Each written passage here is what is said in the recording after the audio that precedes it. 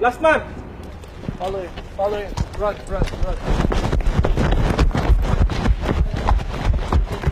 We're taking time. Last man. These are the Philippines Special Forces on the hunt for ISIS militants.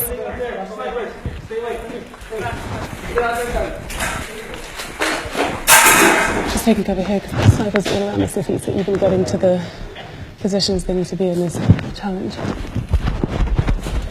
More accustomed to jungle fighting than urban warfare, battling in these tight alleyways is proving harder than expected.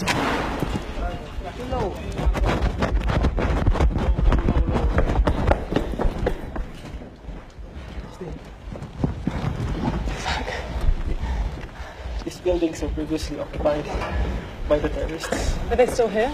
Those were shooting at us. Where are their snipers? Yeah, the big buildings over there. How close? 200 to 250 meters.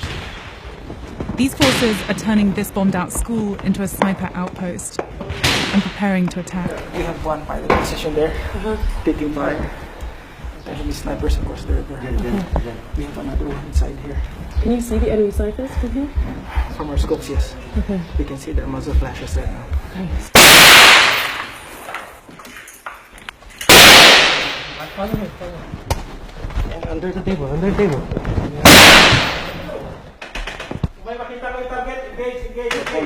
Ready. Fire.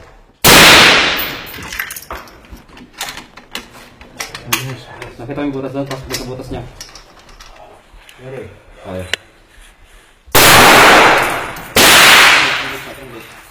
Aim high, 1-8. Ready. Fire. They have to leave this area. We just shot fired, so we expect a counter attack to us. Okay? Follow me.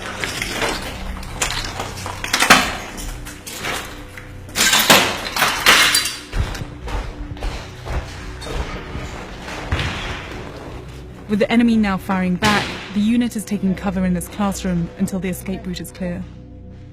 Wow, so crazy to see that this was an active school just a couple of weeks ago and now swamped to smithereens.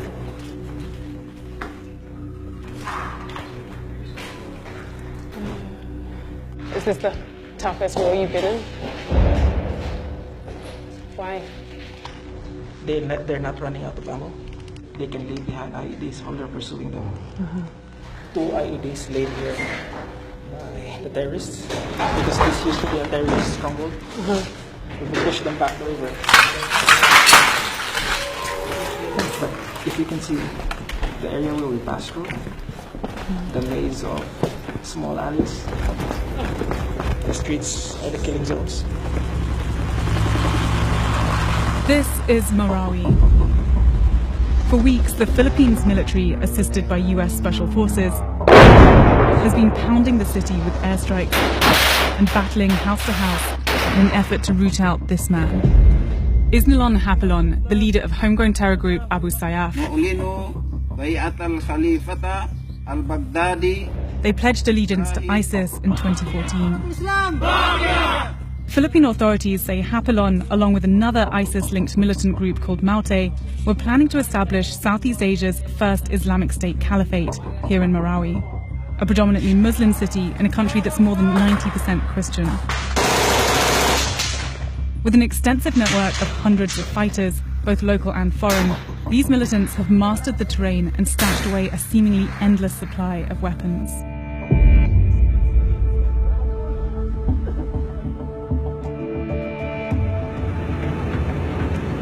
Right into Marawi city right now, towards the heart of the battle. You can hear this continuing barrage of airstrikes going off all day long. The only functioning building in this part of town is the tactical command post of 1 Marine Battalion, the main forward operating base for the armed forces. We're being fired at? Yes. From where? From that position. From that position? Yes. Okay. So, we should keep a low profile. Yeah. Okay. Have they managed to fire in here into the base before? This is still a hot zone. Major Rowan Remus is one of the commanding officers who's been stationed here since the fighting began. Firing! Can you just show us where the enemy is? Okay, this is Mapandi Bridge. Before, this was well defended.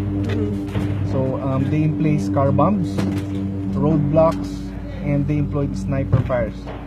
So the city is essentially divided by this river going Yes. through. Okay. So the enemy is contained within this area on the other side of the bridge. Other side of the bridge. Okay. Now, the target of our maneuvering elements is to neutralize those vantage positions through our mortar fire. Sounds close.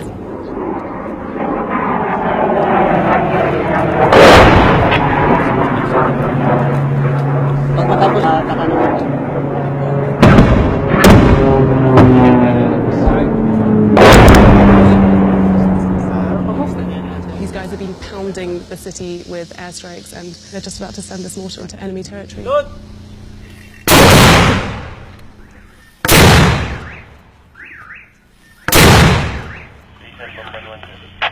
End of mission, sir. Over. Just hours after we left this base, these Marines were ambushed during an operation. 13 were killed and at least 40 wounded in what was the bloodiest day for the armed forces since the battle began. We need immediate rescue. But it's not just militants inside the city.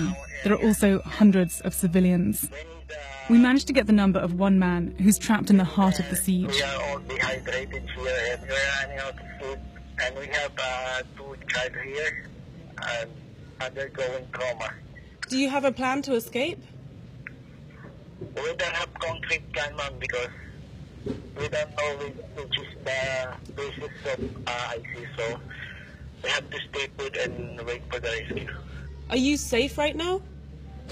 I don't know, ma'am. But, I think the authorities know that we are here. Ma'am, I have to hang up. I'm running out of battery and my battery is reserved for the rescue team. Please, let's help. Thank you. Okay. Who?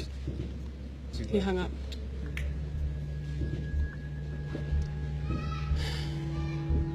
For the people trapped inside Marawi, the army is not moving fast enough, and the situation is becoming more desperate by the day. So is everything going to plan from your Yes, side? we are doing very well. Okay. Colonel Jawar Herrera is the spokesperson for Joint Task Force Marawi. Barrett is a 50 caliber. Despite the military's many setbacks, he's keen to show us that the armed forces have retrieved around 120 high-powered weapons from the enemy. I mean, obviously the insurgents were pretty well equipped. How well equipped are your troops? Well, our armed forces are well educated, highly trained. We are very capable to address terrorism. Because obviously there's also a lot of criticisms towards the armed forces suggesting that you're not well equipped and that you're not doing a great job, quite frankly, at pushing back these militants.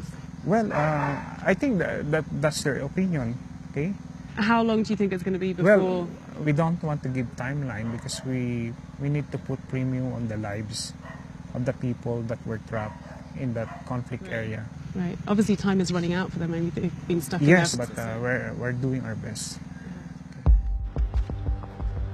Now, as the military ramps up pressure on the remaining terrorist strongholds, a humanitarian crisis looms.